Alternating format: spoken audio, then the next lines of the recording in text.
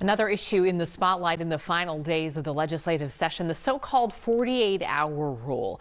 The state has 48 hours to move a mentally ill, civilly committed individual out of a jail and into a mental health treatment setting. Sheriffs and county attorneys across the state are worried about some late potential rule changes that they say would cripple an already taxed situation. So let's go live now to Paul Bloom. He's in Scott County. So Paul, the sheriff there is one who is sounding this alarm tonight.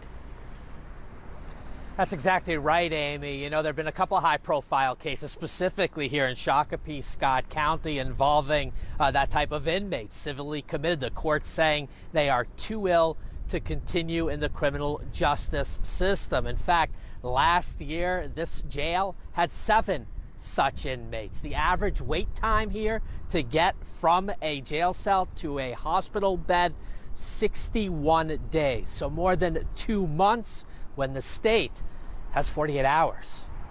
At the end of the day, this is a jail. It's not a mental health hospital, and we provide the care we can, but that's at most stabilizing, and a lot of times our staff is watching somebody deteriorate over that 60 days.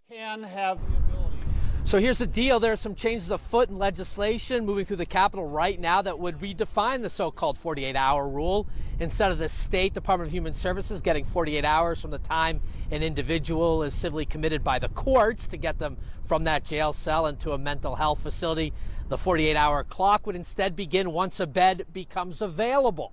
But the sheriffs and county attorneys across Minnesota, they worry that will only add up to longer wait times for these individuals to languish behind bars, often in isolation, and it is instead an end run around litigation DHS is facing for not meeting its legal obligations. A private attorney who handles these kinds of cases says the system is not working as it should. The idea behind the statute is that these persons who have basically no ability to protect themselves because they have such extreme mental illness and mental problems and inability to make rational decisions for themselves are being committed to the state for protection and treatment. But then the state is abandoning these people in jails.